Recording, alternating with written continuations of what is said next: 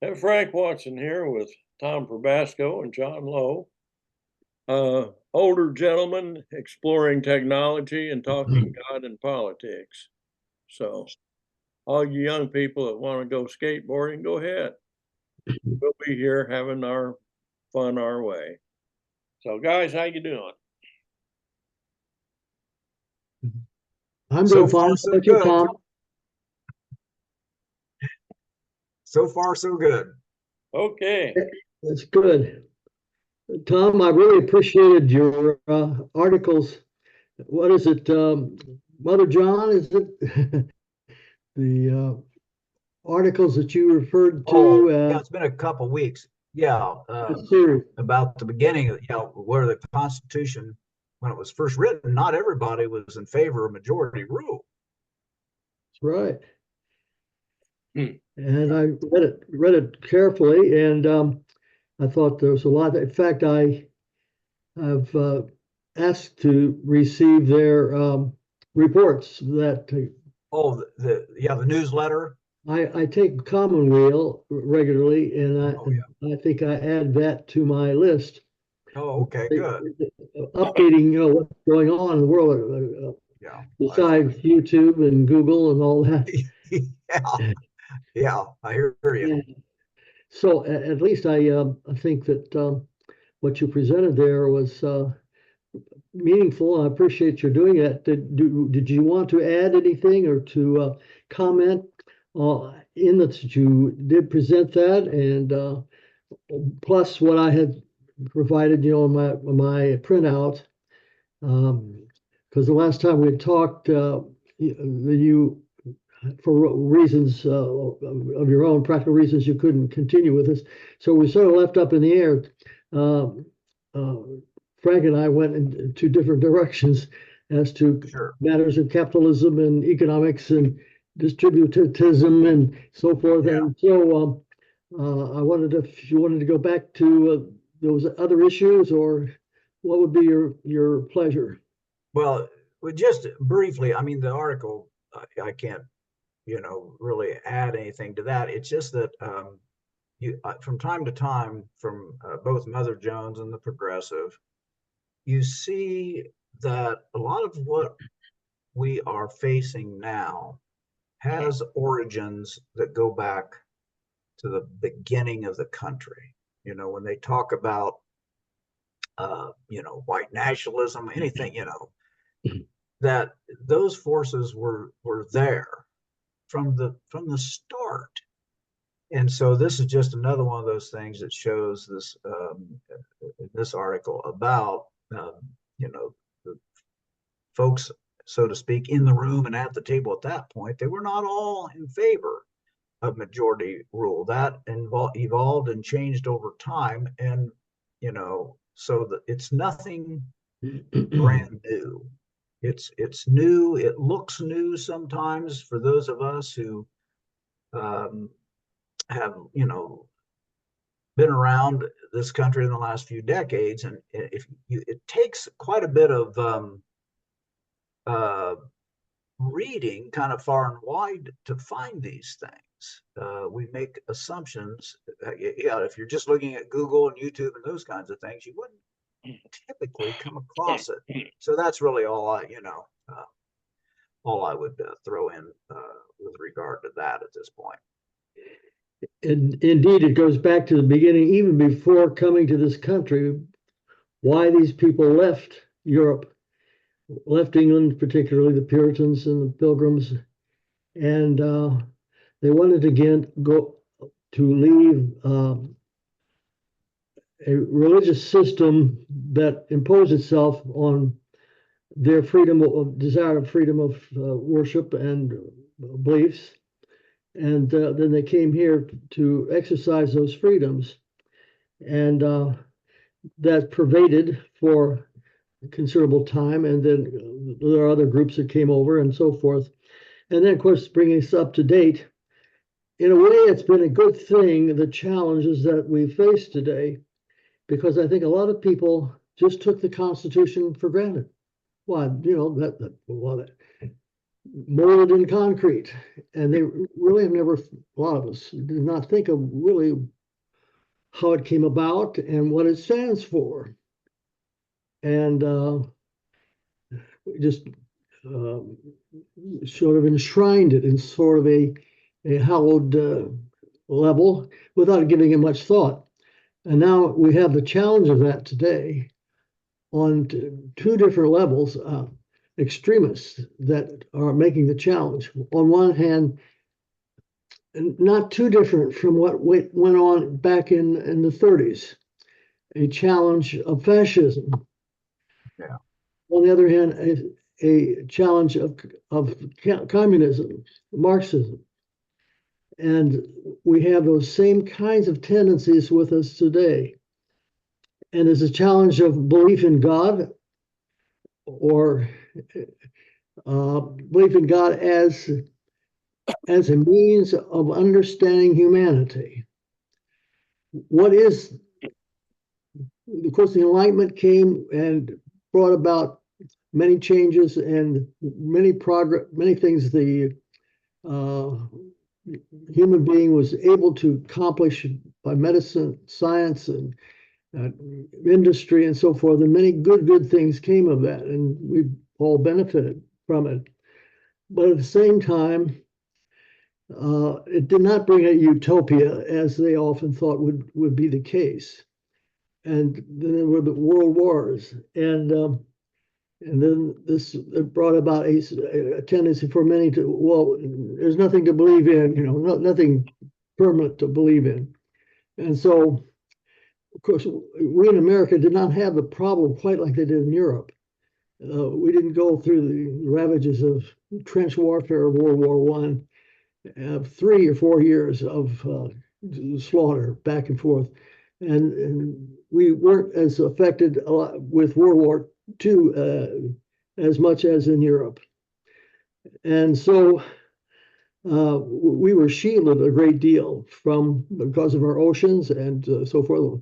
A lot of people killed and so forth. But nevertheless, not like the problems in Europe. And so the many in Europe after World War I especially left going to church, and whereby many felt that Christianity was a past movement, passe.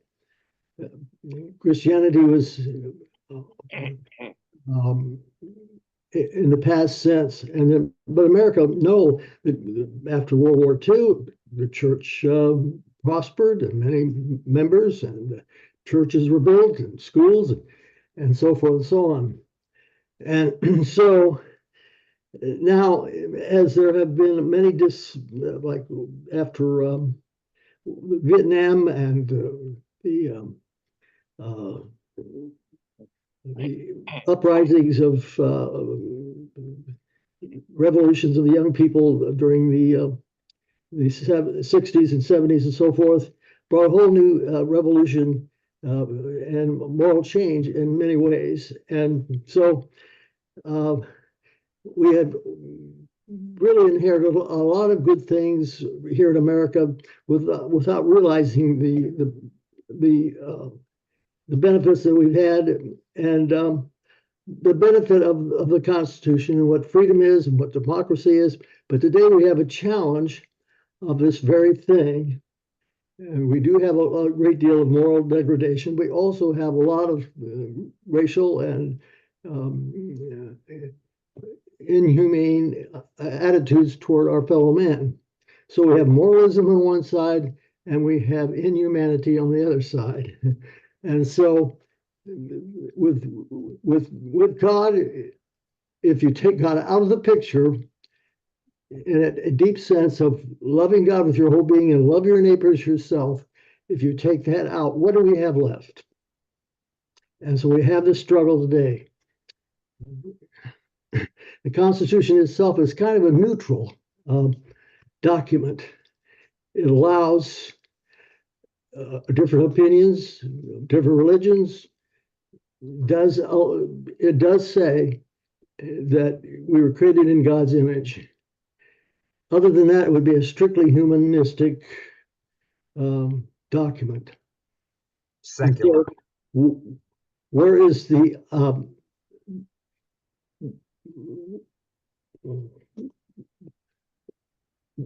where's the moral and humane, let's say, basis for what we are as Americans?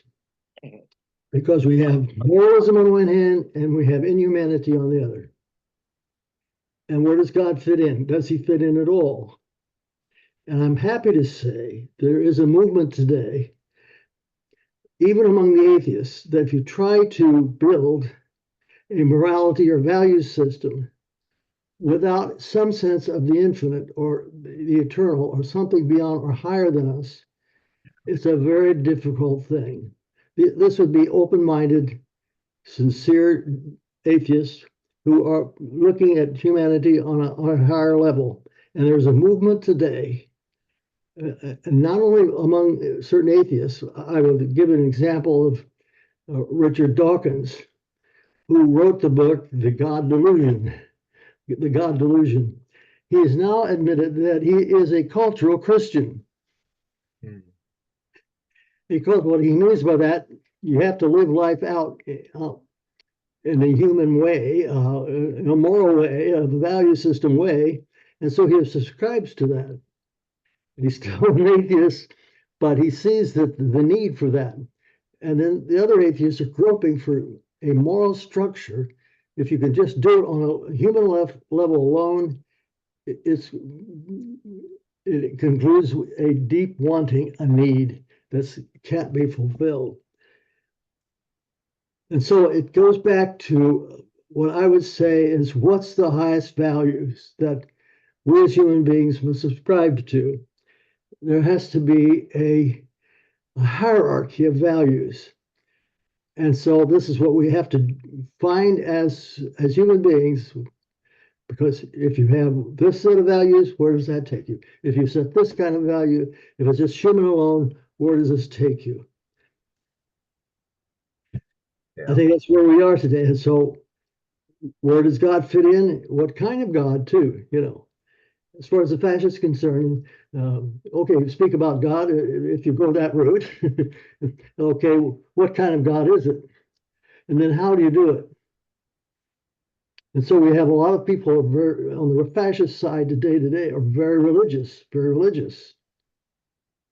But what kind of God do they have? And how does that fit in with freedom?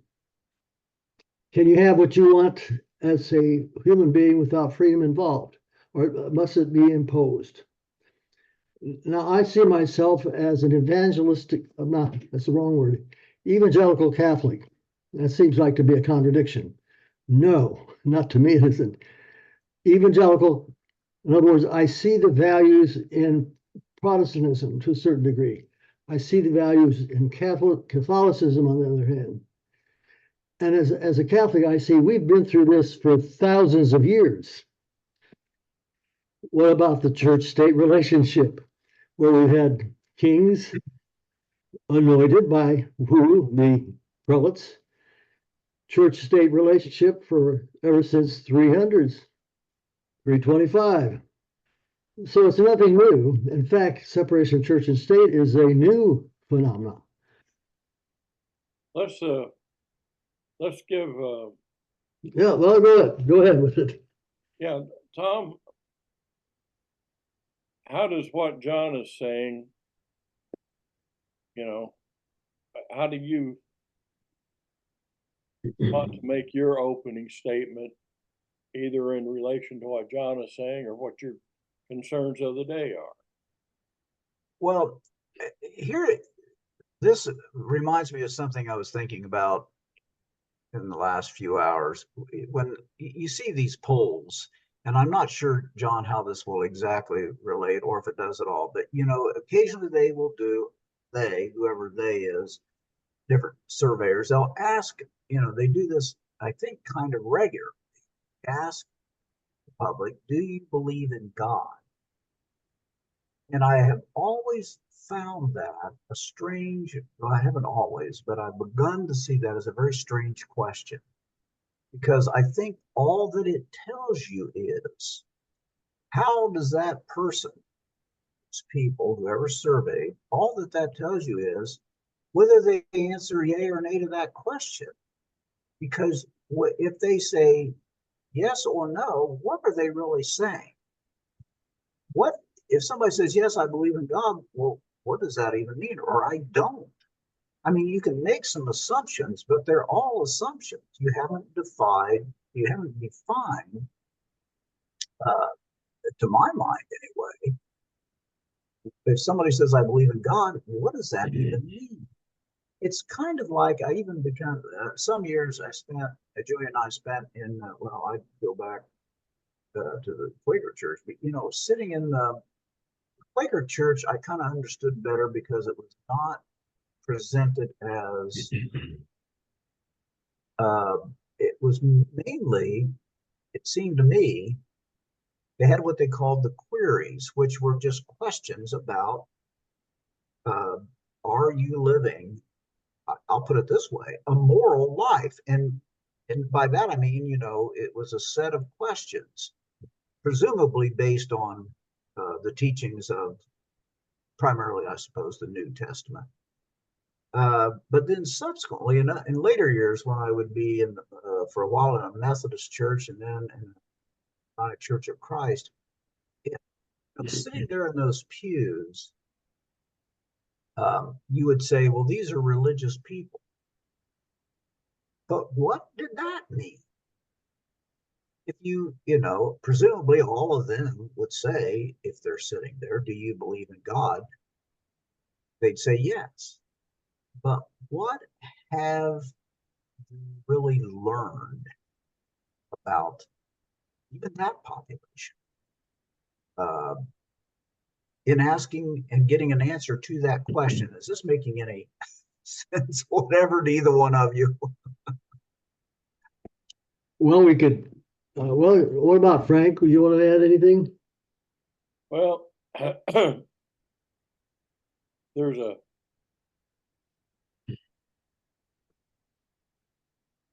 book called Recovery, a guide for adult children of alcoholics. It's a really thin book. And a friend of mine that I was staying with on a trip to Minnesota was an alcohol counselor. And I was, you know, I was in a turbulent time in my life. And he gave me that book. And I read it cover to cover. And it seemed like every word was directed at me. The subtitle, it was Recovery, a guide for adult children of alcoholics. And there were a couple of things that just stuck out for me. One is that times of transition. Lean up a little closer to the. Yeah, okay. The book Recovery, a guide for adult children of alcoholics.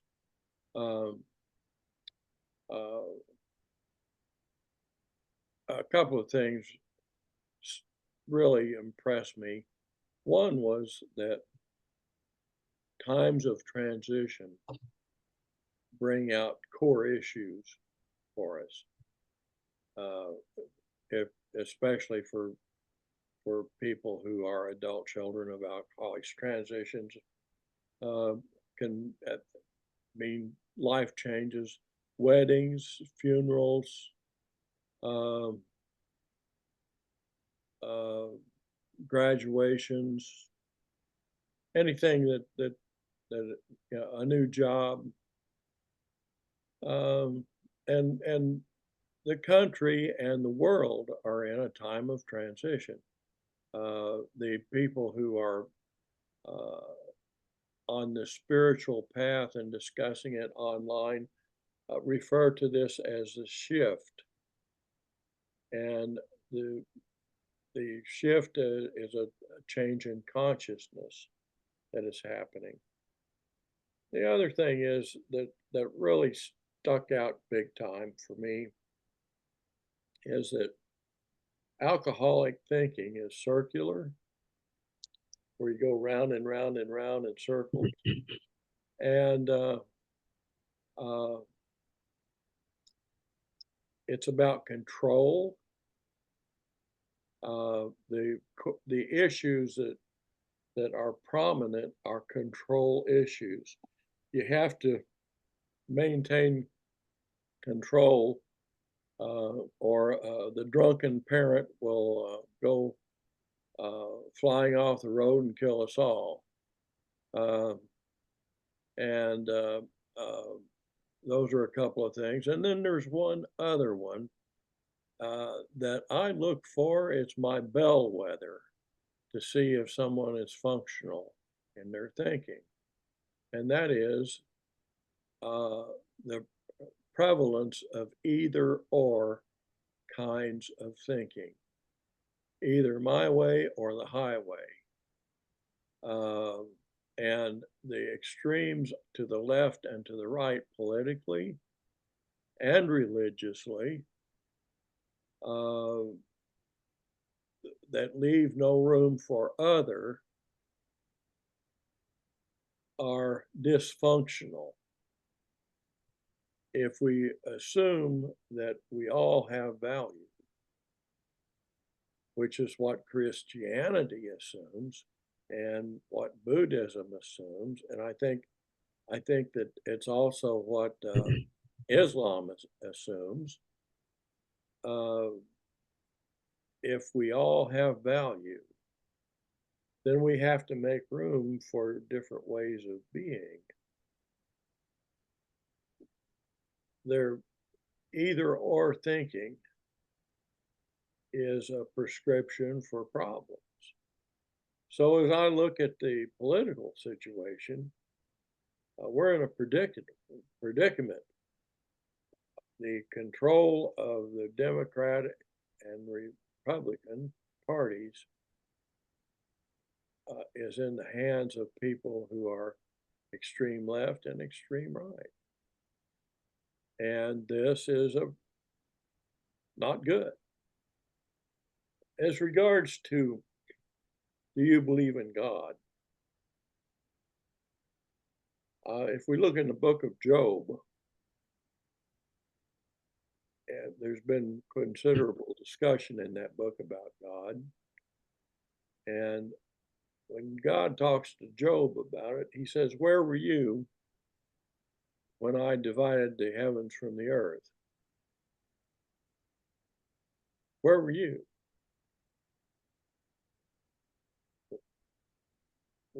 You know, all of the great acts of creation, where were we?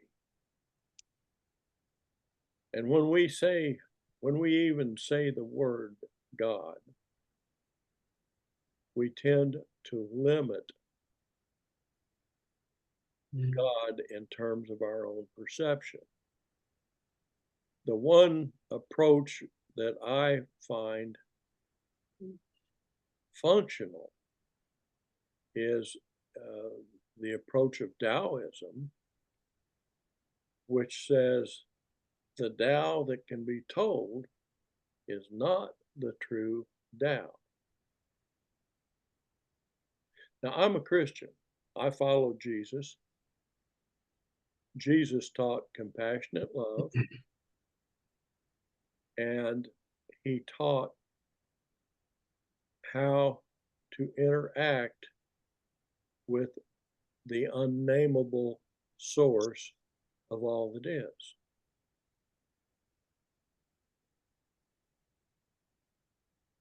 I really think he's wonderful.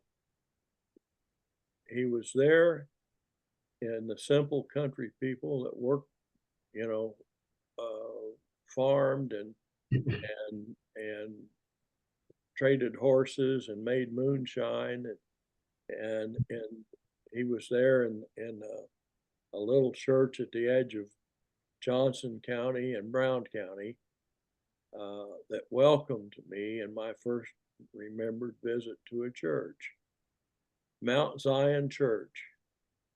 And it was in the evening, and it was all lit up. And I don't remember if they had electricity or not. at home, I know we had a coal oil lamp, but it was all lit up and there was music, and I loved music, and they let me pick the first song. I didn't exactly know what I was doing, but I think the woman I referred to as Aunt Edna helped me, and I picked "Washed in the Blood," I believe it was, uh, and we all sang, and they made over me and made me feel so welcome and so completely loved, and they were there as a church and following Jesus. Now, there was no, I have no memory of them wanting to kill anybody for worshiping someone else, or uh, I know that the history of the country is bloody, and there are mutually exclusive truth claims or exclusive truth claims, but I had no experience of that. I was a child. Jesus said, "Unless you become as little children, you can't enter the kingdom of heaven." And these days, I'm feeling like I at least got one foot in the kingdom of heaven, because I don't go for the mutually exclusive truth claims. I don't go for any exclusive truth claim. I believe that we're here to be kind to each other, be kind, and love this life, which includes us all, and help each other out, and learn, do the things that we're here to do, and and try to make peace, to be the peace. So I try to be the peace, and uh, that's after having been a so-called peacemaker.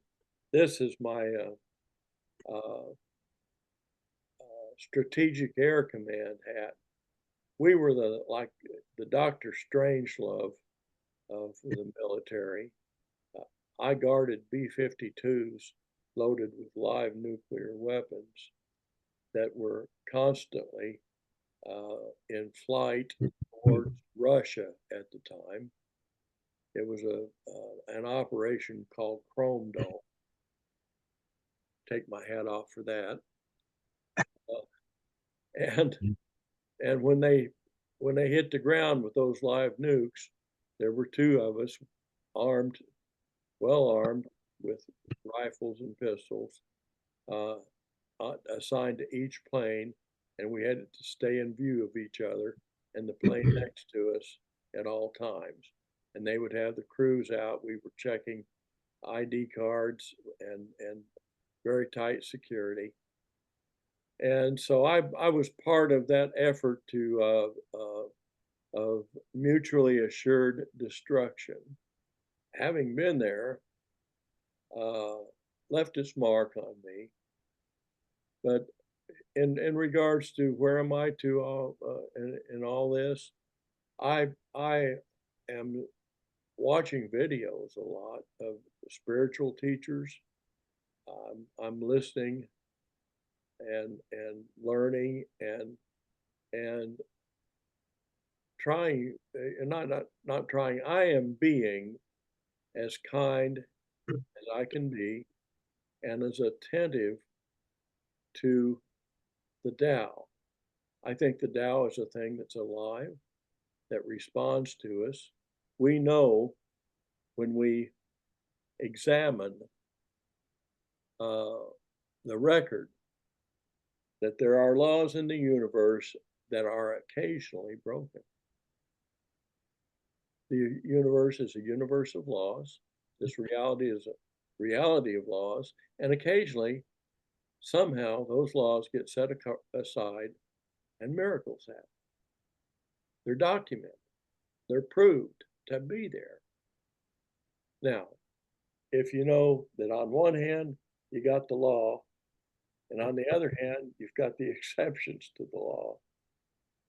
If we're not doing them, where are those exceptions originating from?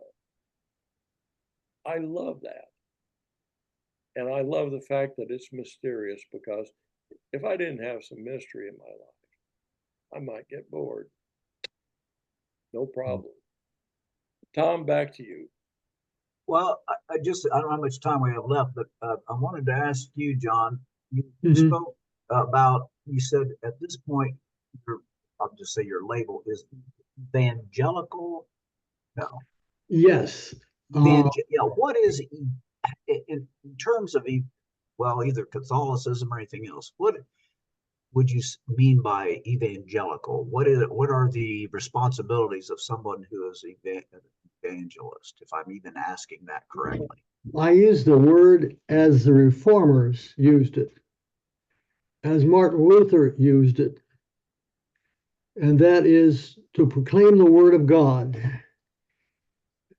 Best brought out in John 3:16 that God so loved the world that he gave his only begotten Son, that whoever believes in him shall not perish but have everlasting life. That he did not come to condemn the world, but to save it. And that, of course, Catholics believe that too. But they would also say something like, and if you give yourself to this, you can be born again. I believe that, born again. But then the Catholic would say, but you need to be baptized. And I would say, yes, there are two sides of one thing, being born again individually and into the church. Yeah. Where I would disagree with the reformers, they would say it's total depravity. I don't see the human being as totally depraved. In Genesis, it says they've come to know goodness and evil. So there's goodness still there, but also a tendency towards sin. So I would see the human nature in that regard. And I would see also that salvation is not just individual and not something I do in my goodness, but dependent on God. It's not from the human side of that we don't approach God by doing what we do, but what he does. And this is the whole point of Christianity. Now, both of you have brought out movements that you refer to. They're also based on centuries of Christianity. Both the Friends and the Quakers, and I love the principles they stand for. Yes, open questions. Yes, indeed. And this group that you came from, a little church there in, where was it, in southern Indiana? Where? Xenia is where I Xenia. lived at the time. Yeah. What about you, Frank? What was it again? Where did this little loving group come from? Where did they get their faith? Where did that come from? Just out of the sky? Was it just human nature? Was it the Tao? Where did it Are come from, you talking Frank? about Mount Zion? You know, whatever it was. I have no clue. They were Well, what group? Where did you get this love from? Where did it come from? The faith that they belong. What was that? They were loving each other and they're singing songs. And well, whose songs were they praying about, singing about in the prayers? about Jesus. Well, yes. And what did Jesus stand for? I know I raised the question, what God and how do you do it? So, yeah, what God?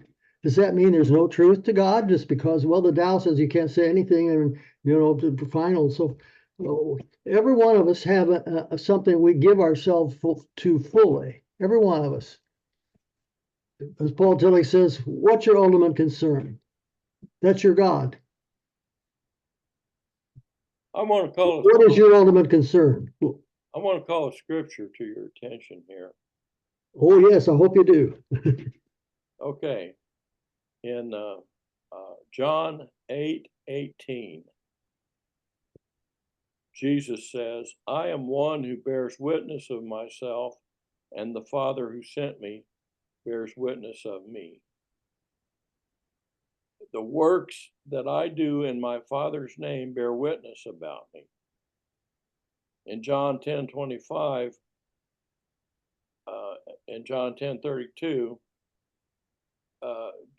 Jesus says, there is another who bears witness of me, and I know that the witness which he witnesses of me is true. The word another in that verse means a different one of the same kind. What do you make of that? And speaking of spirit, I would say let's look at the fiery bush of Moses that Moses experienced, and I trust that you remember that, and but I think it may be used as an illustration that God approached Moses and Moses approaching God, and there was a fiery bush, and the bush did not expire, but it continued burning. The bush did not burn up, in other words. And who spoke to Moses? I would say the Father spoke to Moses, although they didn't conceive of Trinity at that time. But God spoke to Moses, and then I would say the fire, the light that was there, would be the Logos, or the second person of the Trinity, and the warmth that you felt, that he felt, was the Holy Spirit. And I could see that somewhat in your experience of what you were speaking about. The Holy Spirit is the warmth that comes from the expression of God through Christ, and the source of all is the Father. Or Okay, there's a question I have for you. You know, the burning bush was in the Old Testament, right? yes, And Jesus was a Jew, yes. oh yes. So are you saying that God is the God as perceived by the Jews in the Old Testament?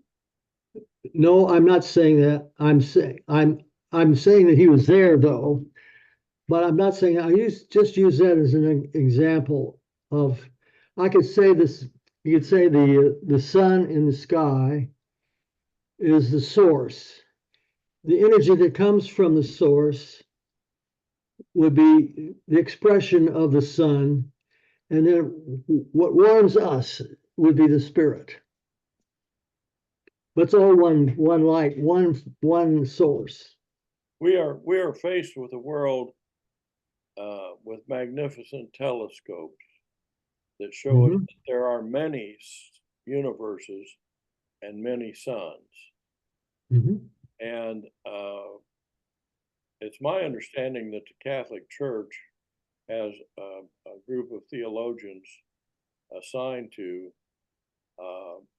dealing with questions of theology when it comes to meeting with intergalactic living beings. How does that affect our identification of God? You're saying what then about Catholic theologians? I know of no one who has any connection with galactic or galactic beings. That is a rumor. That is not true. Well, if you don't know, it's not true. Okay. Any more than the government has. Do you say the government has this kind of information? Well, John, there have been several respected people, from astronauts from the U.S. to Canadian